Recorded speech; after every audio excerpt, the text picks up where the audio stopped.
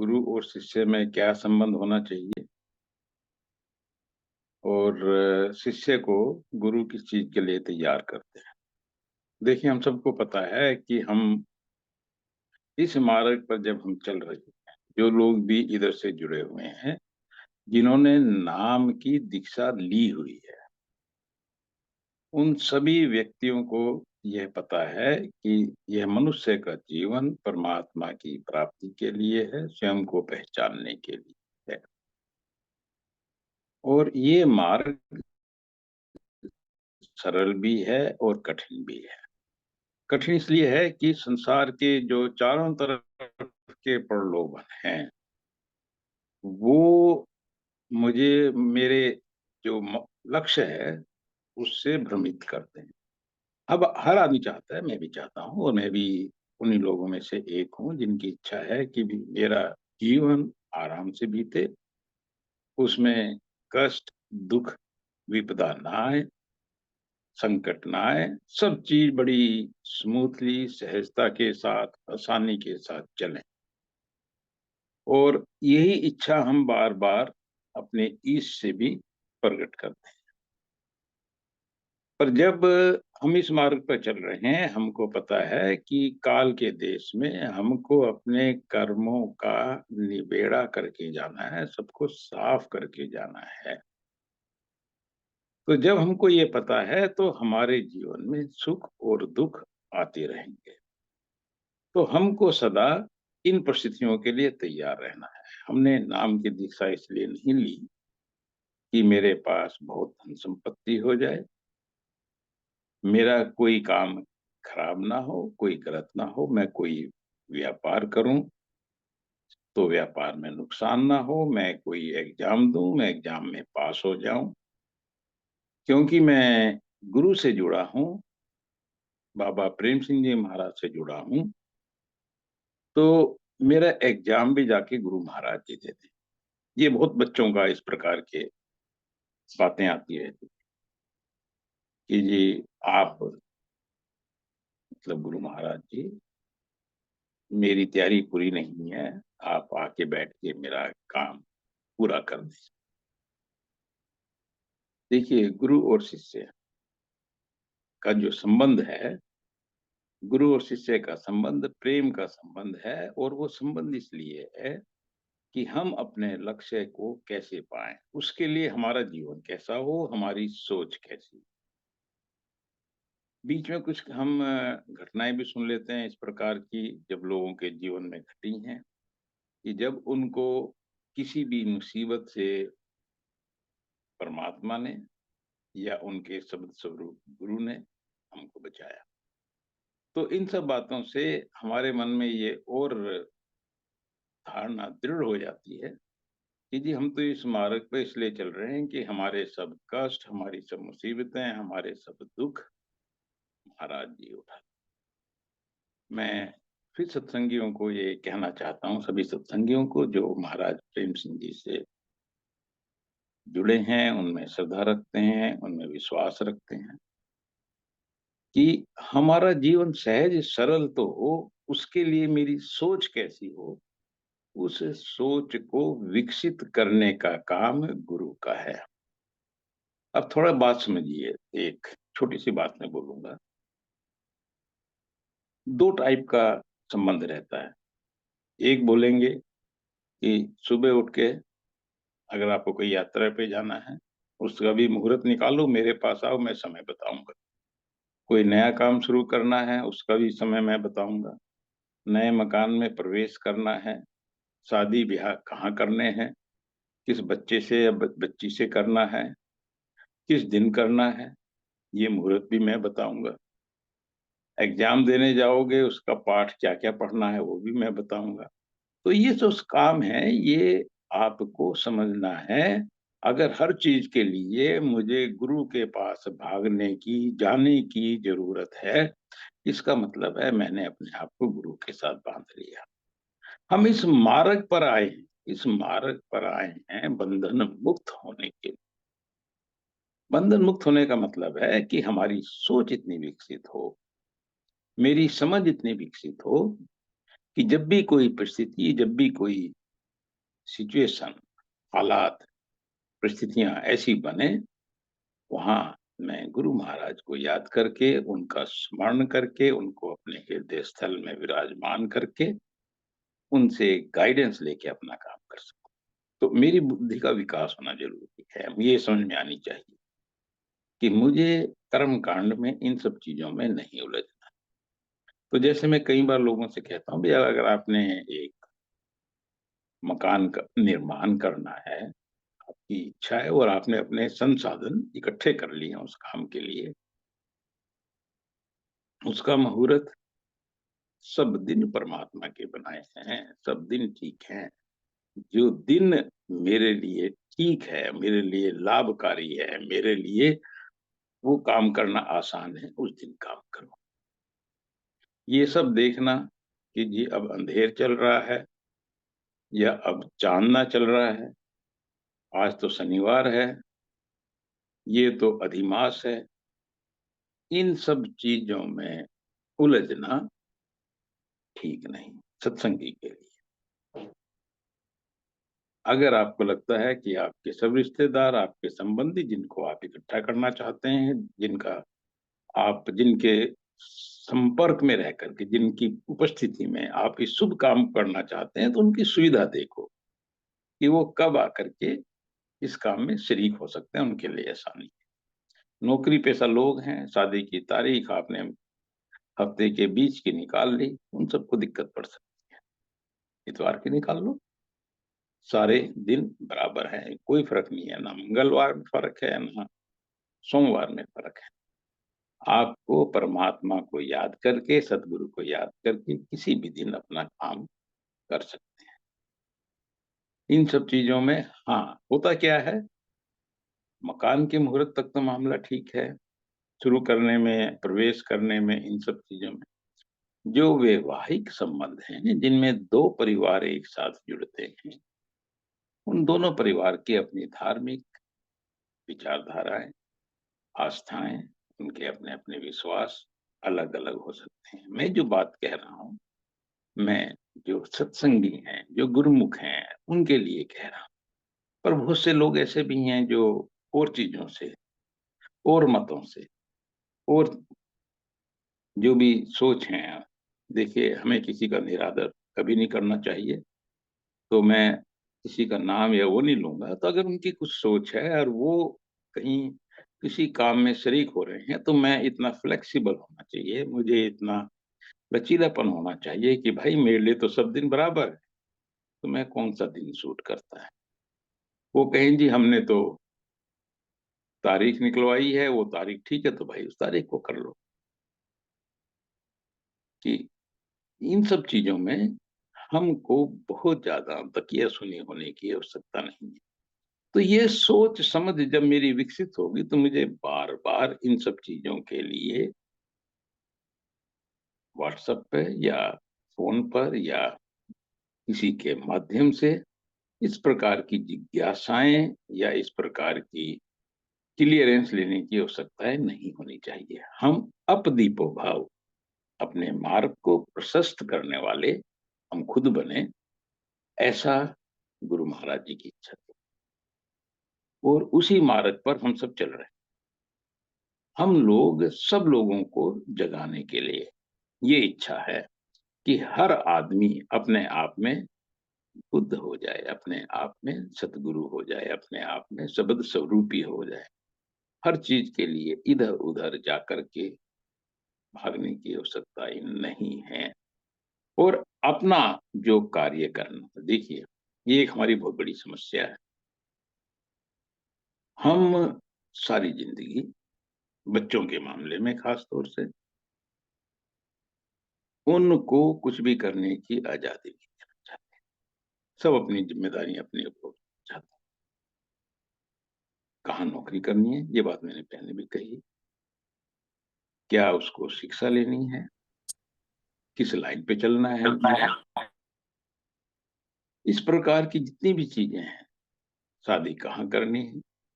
हमारी सोच, सत्संगी की सोच, व्यक्ति मैं बोल रहा हूँ माता पिता के रूप में या बुजुर्ग के रूप में, हमारा काम सलाह देना है, समझाना है, जो हमें ठीक लगता है उस बात की जानकारी देना है, उनके ऊपर अपने विचार थोपने नहीं है।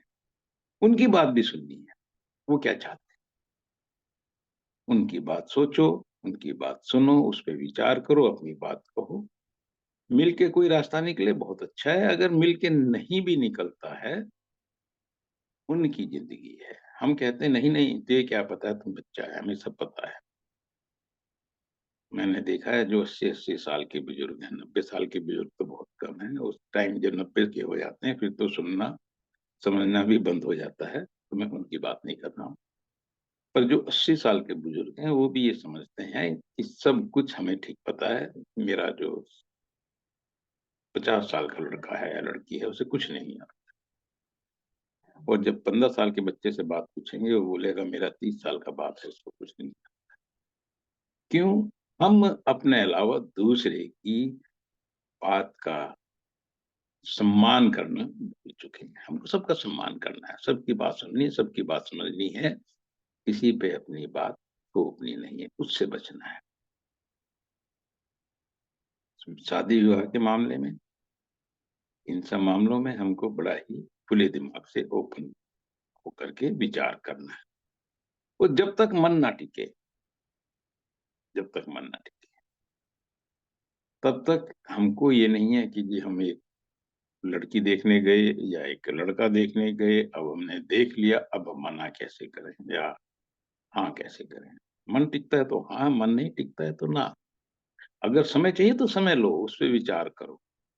उसके लिए बार-बार गुरु दरबार भागने की आवश्यकता नहीं है। देखिए, हम अपनी ज़िम्मेदारी अपने ऊपर ना रख के कहीं और भेजना चाहते हैं। गुरु महाराज हमको स्वावलंबी बनाना चाहते हैं। स्वावलंबी मतलब जो स्वयं पर आश्रित है, उसके अलावा किसी पे नहीं। हमको उसी प्रकार से विचार करने हैं, सोच करके निर्णय लेना है।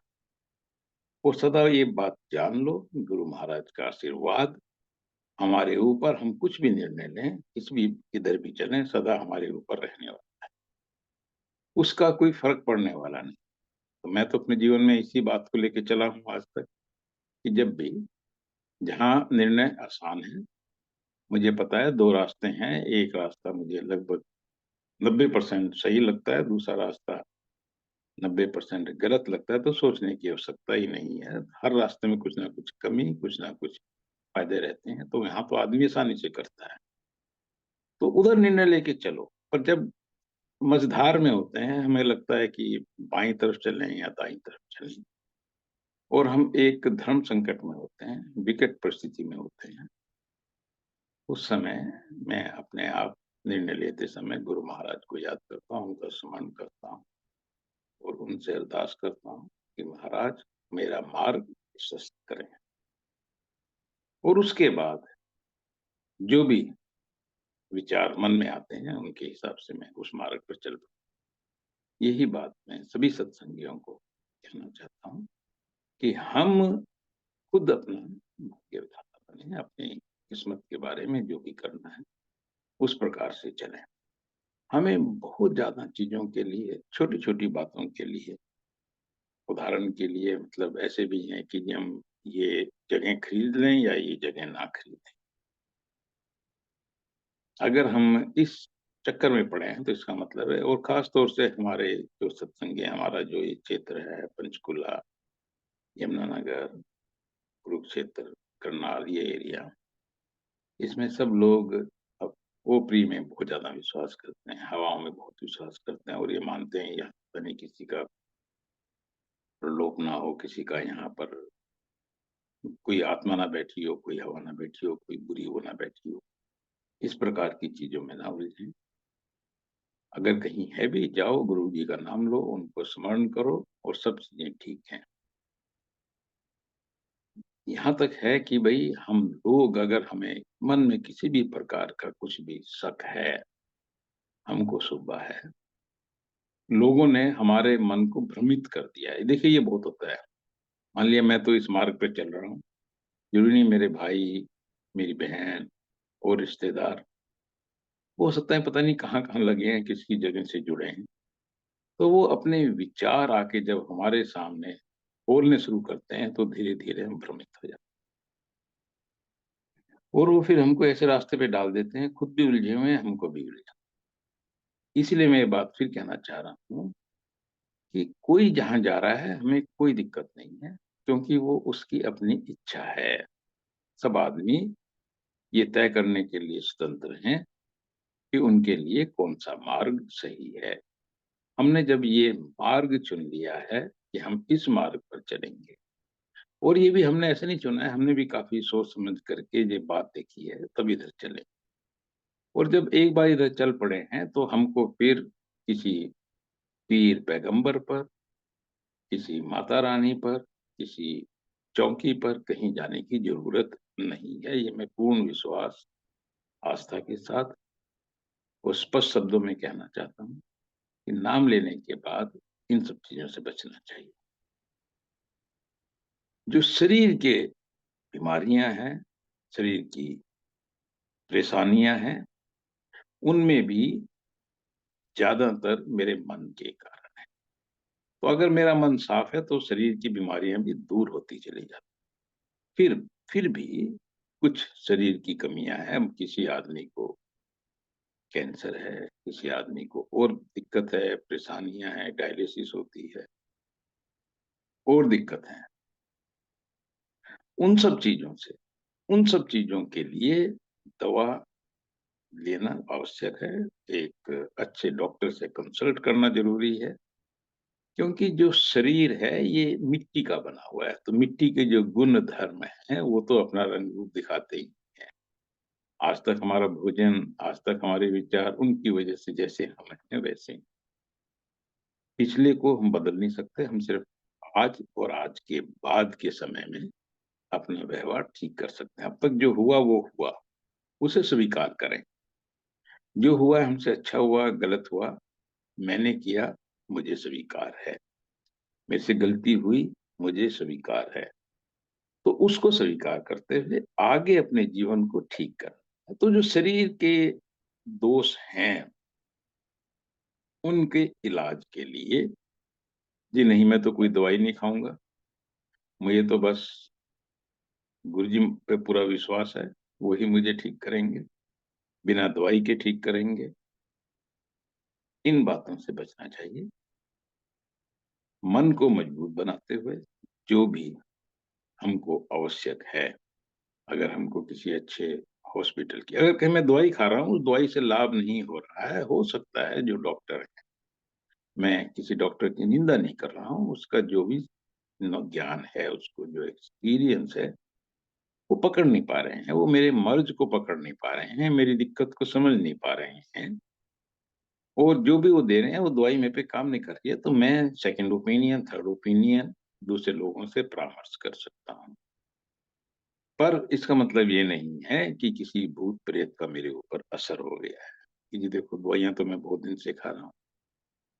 हमको ये पता होना चाहिए कि बहुत से डॉक्टर की भी सीमित ज्ञान है, सीमित नॉलेज है, उनको ज़्यादा पता नहीं है, जितनी ज्ञान है उसके हिसाब से उन्होंने अपनी तरफ से, हो सकता है उन्होंने अपनी तरफ से बेस्ट किया हो।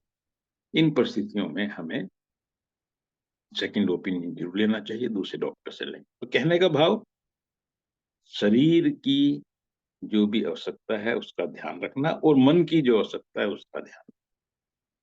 तो मन के लिए बात समझ लें कि इन ऊपरी-पराई चीज़ों के चक्कर में किसी सत्संगी को उलझने की ज़रूरत नहीं है। अगर फिर भी मन में कुछ संशय है, आश्रम आएँ, डेरे आएँ, डेरे में आके कुछ दिन भजन करें, सेवा करें, और वो इस प्रकार की किसी भी ऊपरी हवा का ज़िम्मेदारी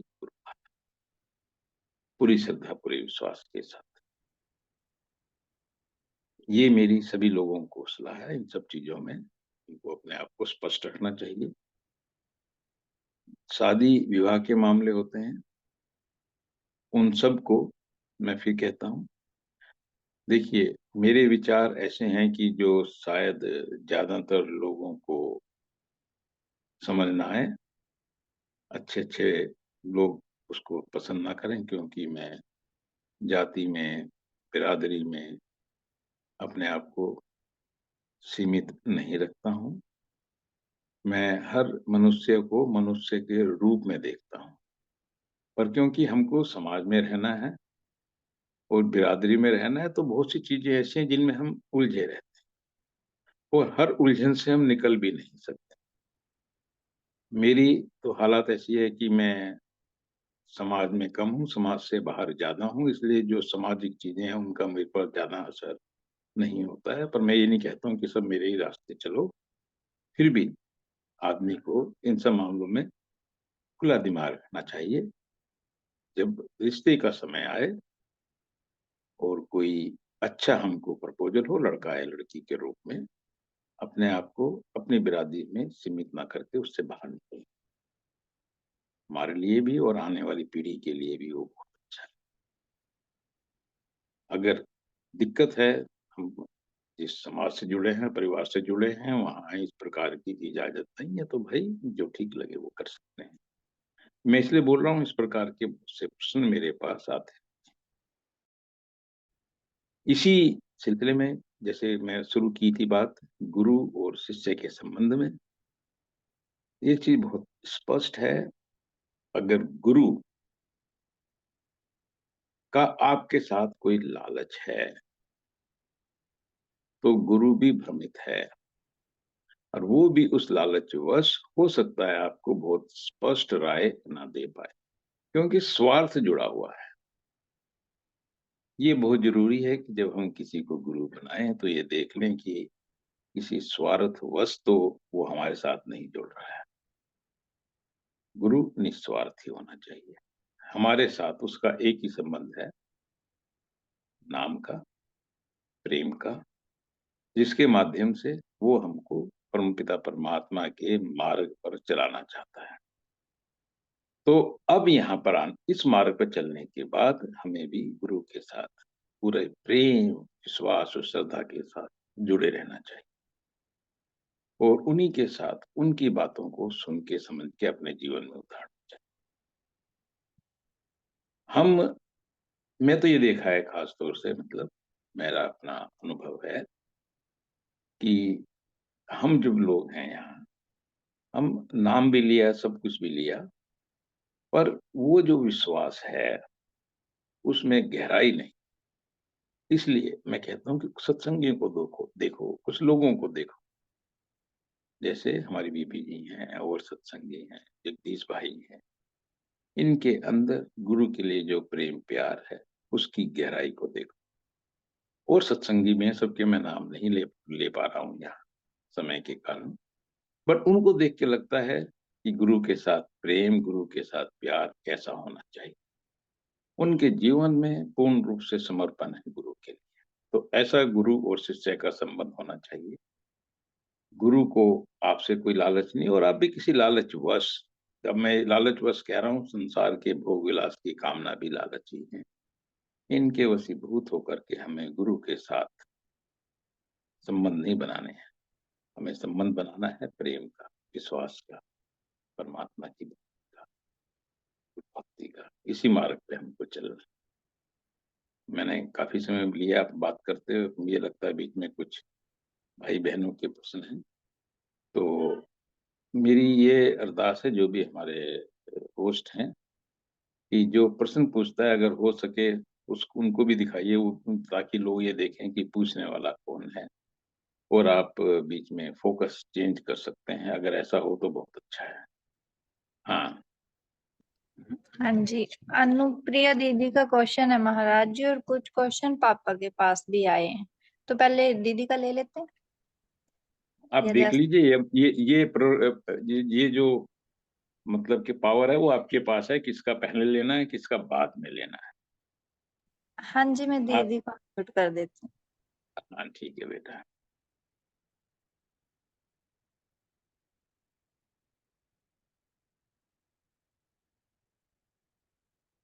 राधा स्वामी मामा जी, राधा स्वामी सात संगत जी।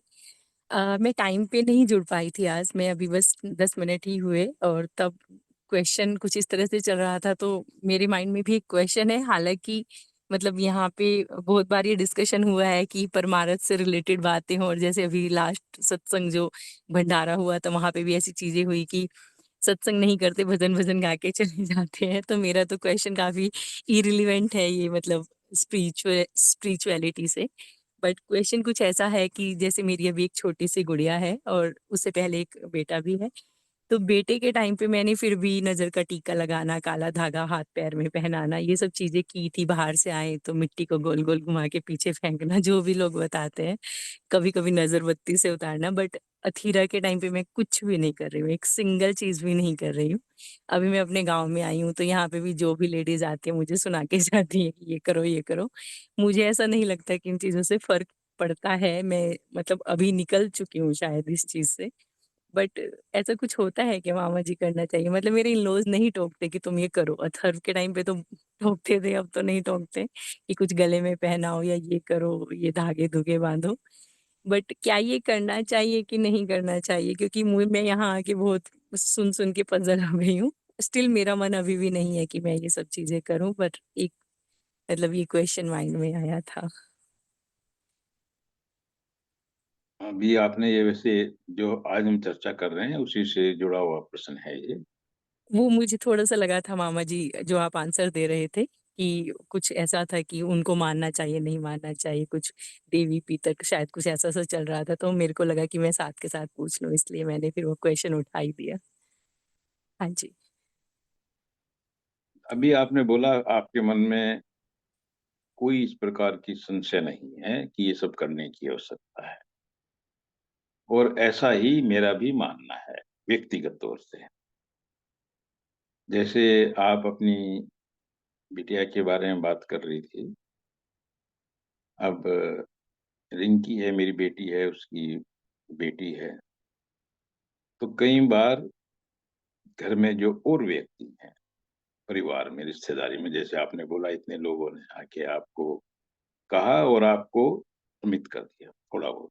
जब आपका ये प्रश्न उठा तो मैं उसको बोलता हूँ कि मैं थोड़ा सा भ्रमित हुआ। अगर मैं भ्रमित नहीं हूं तो मैं प्रश्न ही नहीं पूछता, क्योंकि जब इतने लोग बार बार कह रहे हैं तो मन में आता है यार क्या पता ये ठीक बोल रहे हो।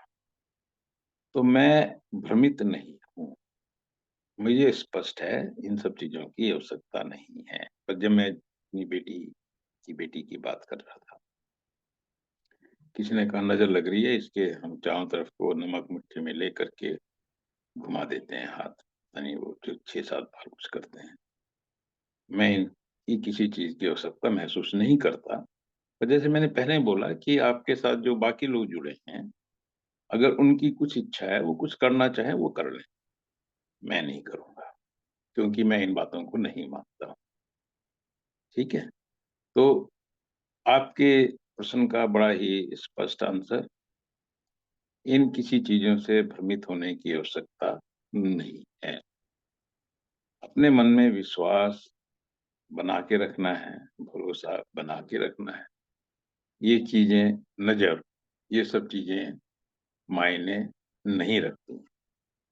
ठीक है, इन सब चीजों का लोग बहुत से बोलते हैं कि जी नजर तो नजर लग जाती है, नजर का बहुत असर है। मैं ऐसा नहीं मानता हूँ। तो जो लोग हैं उनका काम है अपने अज्ञान, सबसे आसानी से हिंदुस्तान में हर आदमी बुद्धिमान है, अपना ज्ञान बांटता है, खुद को पता नहीं है और हर एक को सलाह देता है। जैसे यहाँ पर हमारे यहाँ नीम कीम नुस्खे ये सबके पास हैं। कोई आदमी एक बार बोल के तो दिखा दे कि मेरे पेट में दर्द है, इतना कहते ही अगर वहां 10 आदमी बैठे होंगे तो 10 नुस्खे तभी आपके सामने आ जाएंगे। जीरे का पानी, हींग का पानी, पता नहीं क्या क्या है, मतलब बहुत चीजें होंगी उनमें से, फिर भी कुछ सेंस बनती है कि पेट के दर्द में शायद हींग फायदा कर दे। पर सलाह देने वाले फ्री में बहुत लोग हैं, आपको मार्ग से भटकाने वाले बहुत लोग हैं। उनकी बात सुन करके एक कान से सुन के दूसरे कान से निकाल देंगे। मेरा क्वेश्चन थोड़ा सा अधूरा रह गया था, ये लाइन मैंने नहीं की थी कि ये सब तब भी मतलब काम करेगा जब आजकल मैं भजन सिमरन में बिल्कुल भी टाइम नहीं देती हूँ और थोड़ा सा अनबैलेंस भी है चीजें। तो ये चीजें तब भी काम करेंगी। ऐसा तो नहीं कि जैसे बोल देते हैं ना कि चलो ये तो गुरु को बहुत अच्छे से फॉलो कर रही है, बहुत भजन सिमरन करते हैं, तो ये चीजें असर नहीं करेंगी। और एक वो है जो उधर भी कुछ नहीं कर रहा, इधर भी कुछ नहीं कर रहा, तब भी असर नहीं करेंगी ना, क्योंकि मन में ये है कि असर नहीं करेंगी, मैं ये मानती हूँ। हाँ देखो, फिर वही चीज आ जाती है बेटे। जी जब मन भ्रमित है, मन भ्रमित होने से मेरा मन के अंदर विकार पैदा हो गया है। वो विकार नुकसान देता है मुझे, इसलिए मैं कहता हूँ भ्रमित मत हो, मन से इन सब विकारों को निकाल दो। अगर ऐसी हालत रहेगी, ठीक है, ये मार्ग प्रेम का मार्ग है, समर्पण का मार्ग है। जो इस मार्ग पर जुड़े हैं, जैसे इसलिए मैंने बीच में बोला कि गुरु और शिष्य का संबंध किस प्रकार का संबंध है। अगर मैं पूर्ण विश्वास के साथ, पूर्ण श्रद्धा के साथ उनके साथ जुड़ा हूं, उनका जो भी वाक्य है सिर माथे, फिर मेरे मन में संशय आने ही नहीं चाहिए। हाँ, मैंने उनको वचन दिया, मैं उन वचनों को नहीं निभा रहा हूं, मैं अभी पीने पिलाने में लगा हूं, अभी भी मैं जो नशीले पदार्थ, मादक द्रव्य, या जो भी ये मांसाहारी भोजन, जो भी मैंने वचन दिए हैं, इनमें उलझा हूं, मन के विकारों में उलझा हूं। मुझे उनको भी दूर करना है साथ। अगर मैं अपने दिए वचनों पे नहीं चल रहा हूं और फिर कहूँ गुरु जी अपना आशीर्वाद मेरे ऊपर बना के रखें, देखो ये तो फिर वन साइडेड होगी कि मैं तो कुछ नहीं करूंगा, सारी जिम्मेदारी तेरी। तो वो विषय नहीं। अब प्रश्न ये है, जैसे आपने बोला कि भी मैं भजन सिमरन नहीं कर पा रही हूँ, और मैं समझ सकता हूँ कि भजन सिमरन करने से पहले जो जिनके पास बच्चे हैं उन पर भी जिम्मेदारी ज्यादा आ जाती है, अपना भी पालन करना है, और आपके पास तो 2 बच्चे हैं उनका भी पालन करना है। हो सकता है आप समय नहीं निकाल पा रही हो भजन सिमरन के लिए। अब मैं भजन सिमरन के लिए समय नहीं निकाल पा रहा हूँ तो मैं इनको, काले टीके को, नजर उतारने को, इनमें उलझ जाऊं? बिल्कुल नहीं। भजन सिमरन की जगह है, और बेकार के कर्म कांड में उलझना गुरुमुख की निशानी नहीं है।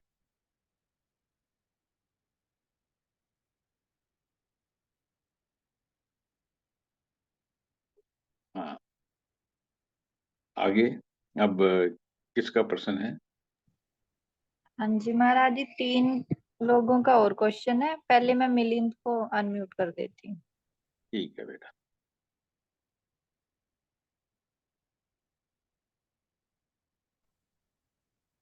और राधा स्वामी चाचा जी, दिनेश बोल रहा हूँ।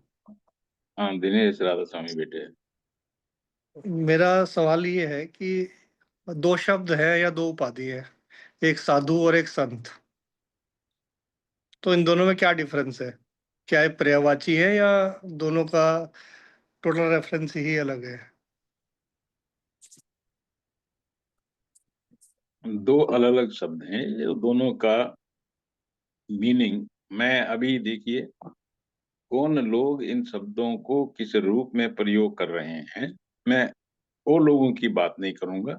हम्म। मैं संत मत की, राधा स्वामी मत की, या जो हमारे गुरुजी थे वो किस रेफरेंस में इनको यूज करते थे, मैं उस संदर्भ में आपको इसका एक्सप्लेन करने का प्रयास करूंगा। कई बार क्या होता है कि अलग अलग शब्दों का हर जगह अलग अलग मीनिंग होता है, कोई वर्ड बड़े के लिए, कोई छोटे के लिए।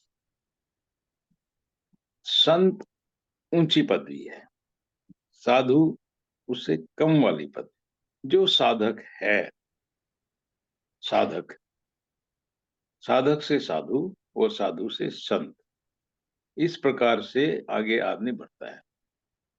कहते हैं 10वें द्वार तक जो पहुंचा है वो साधु, और सचखंड तक जो पहुंचा है वो संत। यानी कि जिसने अपने मन से सारी मलिनता को हटा दिया। अभी हम यहाँ पर कई बार यूज करते हैं परम संत, संत, मान सम्मान के लिए, लोगों के मान सम्मान के लिए प्रयोग करते हैं, या किसी को बोलते हैं तो साधु है, मान सम्मान के लिए। हो सकता है आध्यात्मिक रूप में उसने इतनी तरक्की ना की हो।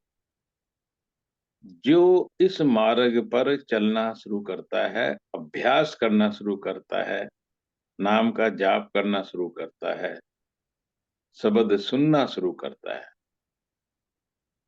शुरुआत है, वो साधक है, साधना करने वाला है। साधना, साधक, साधु, ये सब एक जैसे वर्ड है। और जिसने कुछ अचीव कर लिया, अब अचीव करने को अगर हम बोलें संत मत पर, हमारे यहाँ बहुत ही क्लियर है कि 10वां द्वार, शून्य मंडल।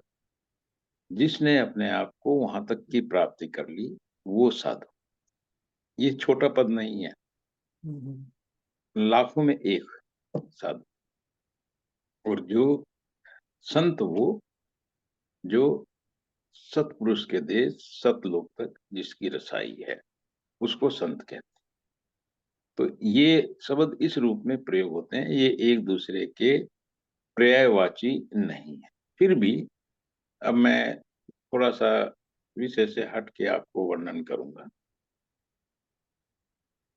जैसे गुरु ग्रंथ साहब सिख मत है, उसमें जो ग्रंथ साहिब है, आदि ग्रंथ है, उसमें 10 गुरुओं की वाणी, यानी कि जो सिखों के 10 गुरु हैं सिख मत में, गुरु नानक देव से शुरू होकर के गुरु गोविंद सिंह तक, उन्हीं 10 को गुरु माना गया। उनके अलावा, मैं सही संख्या मुझे इस समय याद नहीं आ रही है, लगभग 50 के आसपास है लोगों की वाणियों का संग्रह गुरु ग्रंथ साहिब में है, जैसे कबीरदास जी हैं।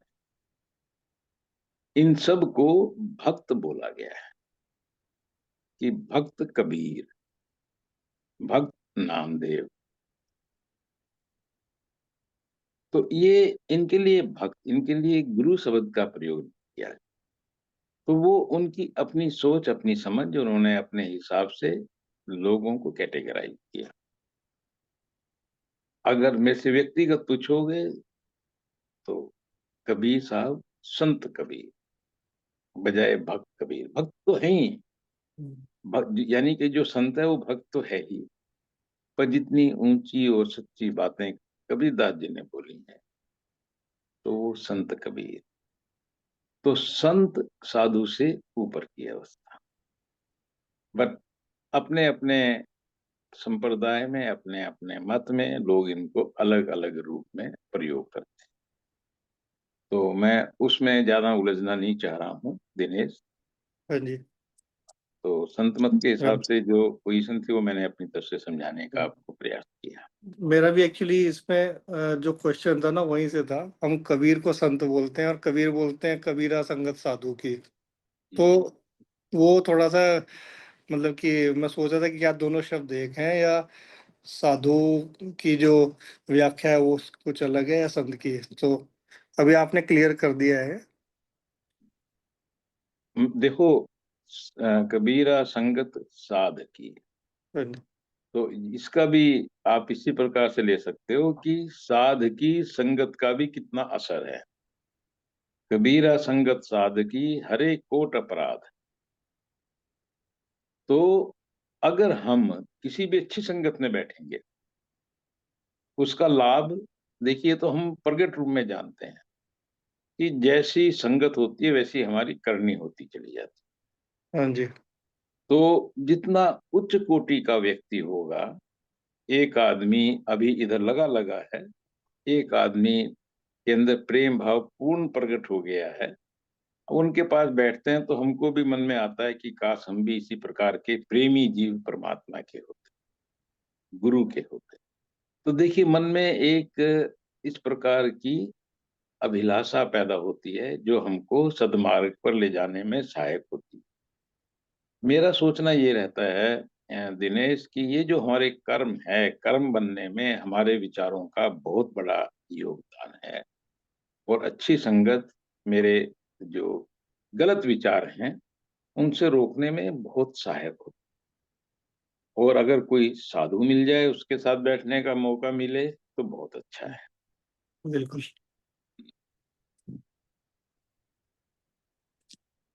नेक्स्ट। ठीक।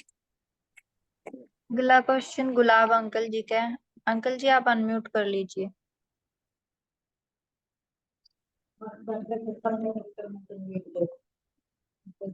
गुरुजी राज स्वामी जी। राधा स्वामी गुलाब भाई। गुरुजी मेरा क्वेश्चन पिछले सैटरडे के जो प्रोग्राम हुआ था जी अपना वार्तालाप उससे संबंधित है जी। उसमें जैसे शायद मतलब अनुप्रिया ने क्वेश्चन किया था जी, भी जैसे कि संस्था या किसी डेरे के आश्रम के मुखिया या गुरु पे कोई ब्लेम लग जाता है या सजा हो जाती है तो संगत क्या करे, उसका सेवक क्या करे। तो आप जी ने बड़ा स्पष्ट समझाया था, लेकिन एक मेरे दिमाग में क्वेश्चन आ रहा जी आपने जो बताया, भी जैसे आपने कहा भी जैसे हम किसी बस में बैठे हैं और बस खराब हो गई, हम बस बदल लेनी चाहिए, दूसरी बस में बैठ जाना चाहिए। तो इसका मीनिंग मैं ये समझिए गुरु बदल लेना चाहिए या कोई आश्रम बदल लेना चाहिए, कैसे इसके बारे में कुछ।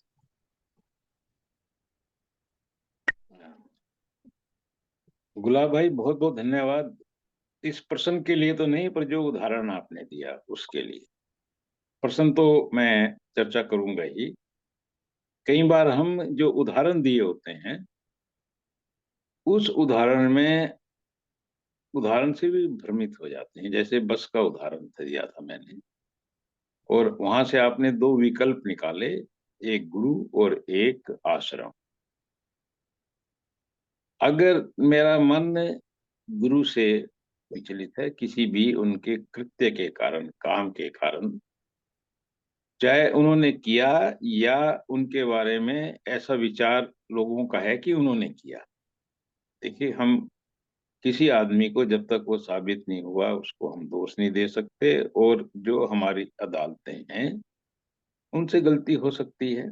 अगर उन्होंने किसी को अपराधी घोषित किया है, चांसेस हैं, मतलब बहुत ज्यादा उम्मीद है कि वो आदमी अपराधी है, तो थोड़ी बहुत उम्मीद ये भी है कि उनसे शायद गलती हुई हो। तो वहां हमारा अपना विवेक है जो ये देख सकता है कि नहीं नहीं, जो अदालत का फैसला है वो सही है क्या है। तो प्रश्न ये है कि बस बदल देनी चाहिए। अब आपने कहा गुरु बदल देना चाहिए या आश्रम बदल देना। आश्रम तो गुरु का एक माध्यम है, एक पाठशाला है जहाँ पे वो शिक्षा दे रहा है। अगर मैं एक आश्रम बदल के दूसरे आश्रम में जाऊं और फिर वही गुरु है, तो वो उस समस्या का समाधान नहीं है जो अनुप्रिया ने पूछी थी और जो आप जिसकी चर्चा कर रहे हो। जी क्योंकि अगर मैं दूसरे आश्रम में गया और फिर मैं उसी व्यक्ति के को सामने पाता हूँ, तो फिर तो मेरी समस्या जो की तुम है। बस जी बदलने से मेरा उदाहरण मतलब ये था कि मैं बस से बंधा हुआ नहीं, मुझे अपने गंतव्य पे जाना है, जहां मुझे लक्ष्य है मेरा वहां पहुंचना है। और वहां जाने के लिए अगर ये बस सक्षम नहीं है या मुझे संदेह है या मेरा मन इस पे नहीं टिका हुआ है, तो दूसरी बस में बैठ जाऊं। अब इसका मतलब अगर ये है कि गुरु बदलना है, तो उसको भी मैं ऐसे बताना चाहता हूं, अगर मेरा मन गुरु पे टिका है और मुझे विश्वास है, तो बदलने के लिए कौन कह रहा है। मैं भ्रमित हो गया, मेरा विश्वास डगमगा गया है, मेरा सब गुरुओं के ऊपर से ही भरोसा उठ गया है। मुझे लगा कि जब ये जिसको मैं भगवान समझता था ये ऐसा कर सकते हैं, फिर मैं किस पे विश्वास करूं। और कई लोग तो इस प्रकार भ्रमित हो जाते हैं कि उनका तो अध्यात्म से ही विश्वास उठ जाता है। जी तो इन सब परिस्थितियों के लिए मेरा कहना था कि भाई अगर समस्या है, उस समस्या को उलझा के मत रखो, उसमें उलझे मत रहो, जीवन को सरल स्पष्ट बनाओ। इतनी सारी बसें चल रही हैं, इतने सारे मार्ग हैं, तो सरमार्ग पकड़ लो, उस मार्ग से पहुंच जाओगे। आप इसी में क्यों उलझ के रह रहे हो। तो इसलिए मैं बोलता हूँ कि जो लोग डेरे में आते हैं, महाराज जी जुड़ते हैं, उनका स्वागत है, और जो जुड़े हुए लोग हैं उनको कहीं दूसरी जगह एक अच्छा साधन मिलता है, माध्यम मिलता है, वो वहां जुड़ते हैं, उनका भी सम्मान है। ऐसा नहीं है कि जो आ रहे हैं उनका तो स्वागत है, जाने वालों की निंदा है, नहीं। सब उतना ही सम्मान के हकदार हैं, मतलब कि वो चाहे वो आए या वो जाए, उतने ही अधिकारी हैं, उतना ही उनका हक है। वो उनकी अपने जीवन से जुड़ा हुआ एक निर्णय है, और उनके हर निर्णय के हम समर्थक हैं। और जिस मार्ग पे भी कोई आदमी जाता है, हमारी सबके लिए शुभकामनाएं। बट अगर मैं उलझा हूं और उस उलझन में अपना भी समय बर्बाद कर रहा हूं, मानसिक रूप से परेशान हूं, उन लोगों के लिए मेरी वो बात। आप इसको और थोड़ा स्पष्ट कर सकते हैं गुलाब भाई, अगर आप जो कह रहे थे उसका कुछ आपको स्पष्टीकरण मिला, या आप कुछ और उसमें जोड़ना चाहें? गुरु जी, जैसे गुरु ने नामदान दे दिया जी, ठीक है जी, सेवक ने तो उसकी नाम की कमाई करनी है जी। सेवक गुरु चाहे जैसा मर्जी हो जी, तो हम जब विश्वास भरोसे के साथ जी नाम की कमाई करें, तो गुरु की तो फिर उसके बारे में क्या कहना चाहोगे आप जी? मैं तो पहले ही कहा कि गुरु पे विश्वास है, भरोसा है, फिर तो मेरे को दिक्कत नहीं है ना। तो इसलिए तो मैं बोल रहा हूँ। मैं तो पहले ही कहता हूँ कि कोई भी व्यक्ति हाँ जी। उसमें कोई अवगुण ना हो, ऐसा हो ही नहीं सकता। जी। हर व्यक्ति में अवगुण है। पहले नहीं पता थे, मुझे बाद में पता चले। अगर मेरे लिए वो बड़ी बात है, होता है, किसी के लिए वो छोटी बात है, किसी के लिए बड़ी बात। अगर वो मेरे लिए बड़ी बात है तो मुझे छोड़ देने चाहिए, अगर मेरे लिए बड़ी बात नहीं है तो मुझे अपने मार्ग पे चलते रहना चाहिए। ये हर व्यक्ति का एक अलग निर्णय हो, अपने हिसाब से।